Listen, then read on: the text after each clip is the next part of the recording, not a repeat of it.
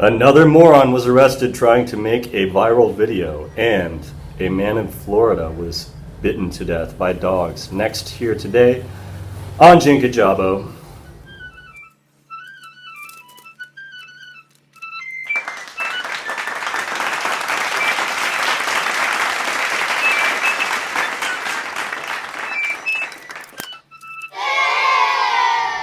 So this is not something you're going to see on my channel anytime soon. I don't fall for these pranks and viral video type crap nonsense.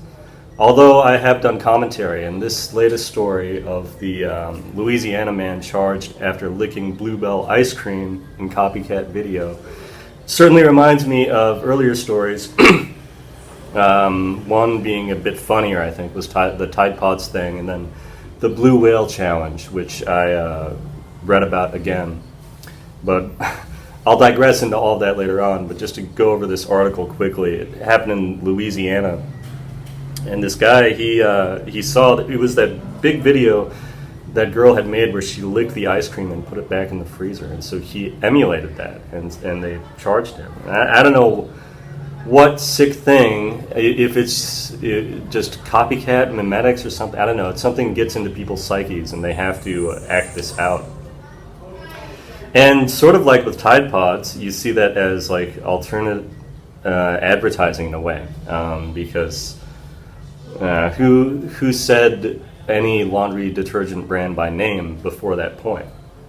And so I think they're just as culpable. If you look at how advertising works these days, where McDonald's Australia, Macca's has a Twitter account and playfully interacts with people and stuff. That's how you have to get anywhere. And so when weird stuff like this happens, I think it's good for the ice cream company actually, but it's bad for society because this is just stupid. And anyone who is, I mean, this isn't courage or anything. That's really a serious offense, the kinds of germs you can spread by licking ice cream. I know it's summertime and everyone, you know, and I love sweets, right? But I just hate ice cream. I don't know. I don't understand how I could eat it when I was a kid. Maybe I could only eat it because I saw everyone else eating it. But I think it's been several years since I've last had ice cream, and I'm frankly disgusted by it. I bought it for people. You know, I've bought ice cream for kids and on dates and stuff, but like, I just never eat it. I like it though, and it being summer, I can imagine that having that cold treat is really comforting for people, and it's frightening to think that someone might be licking these packages and getting it on video. It's so stupid. The Tide Pod thing also, you remember that? That was, what, a year ago or something? I don't even remember at this point. But that was stupid because, you know, people were seriously hurting themselves, but it started these parody videos of it and all that, and it eventually just fizzled out and died out. But I think that anyone stupid enough to attempt this and to try to cash in on this mimetic viral thing deserves to go to jail. Absolutely deserves to go to jail. And anyone who would think to do it, don't you realize that there are cameras everywhere? It makes no sense to me. Like, I'm out on all these Hanoi and Vietnam pages, right? And every now and then there's someone who just, they shoplift or something and they think they can just walk away and get away with it. When really we're all on camera all the time.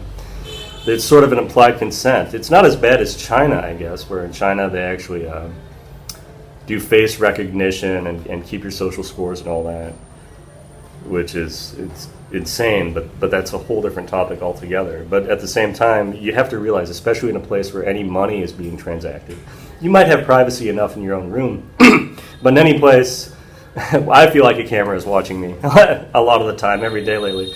But in every place where you're in public or you're buying something or exchanging money, of course there is a camera on you. So these people are just absolute idiots, and anyone who attempts this can and should and will go to jail over it.